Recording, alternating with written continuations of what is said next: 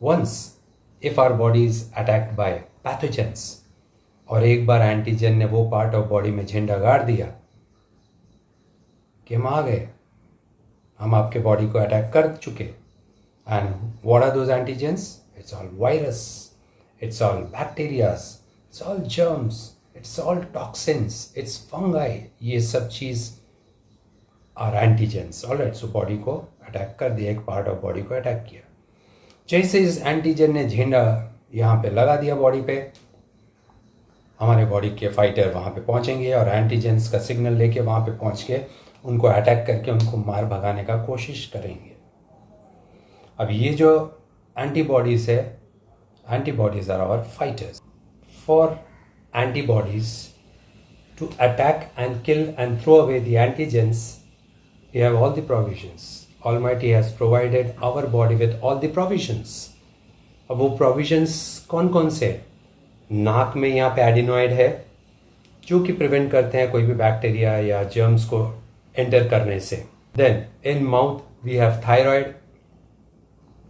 Any bacteria या कोई भी इन्वेडर फूड के साथ अगर अंदर जाने की कोशिश करे तो that protects us from that.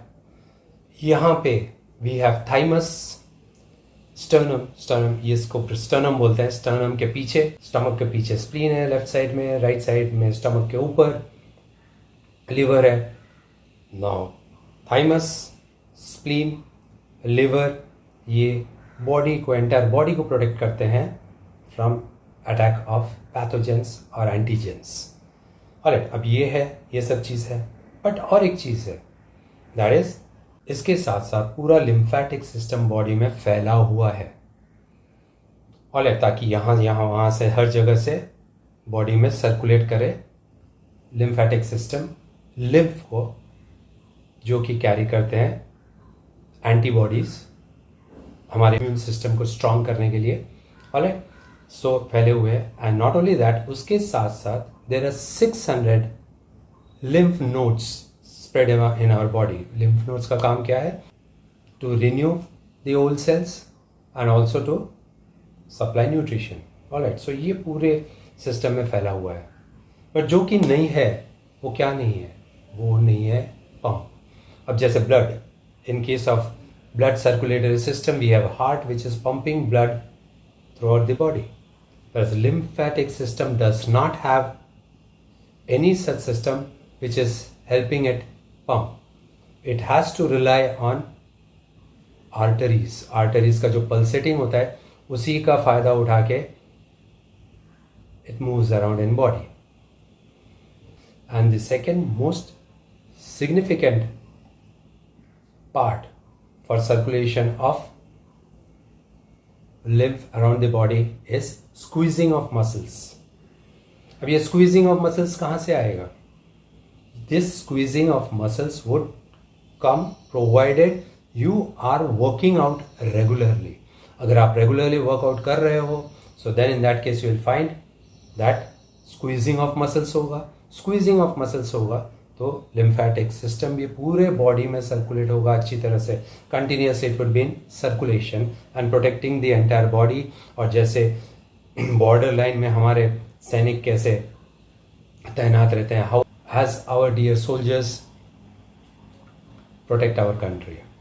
Alright, similarly, जिसको हम antibodies कहते हैं, या we call it as leukocytes or we call it as white blood corpuscles या T lymphocytes and B lymphocytes, ये सब हमारे बॉडी को प्रोटेक्ट करेंगे.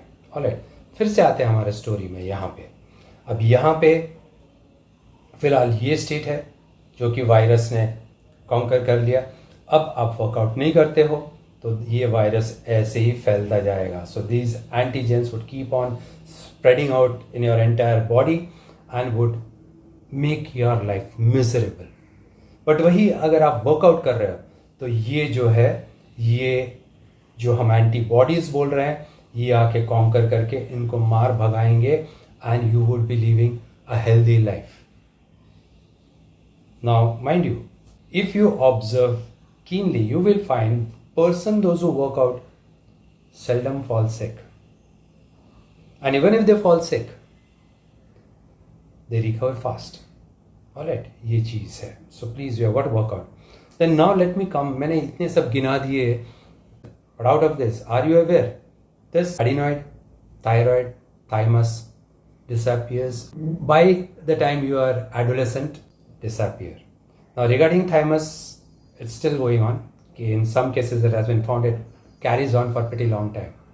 Alright, so God has provided you the entire supporting system. But if you don't support your supporting system, who's going to support your health? Alright, so please work out.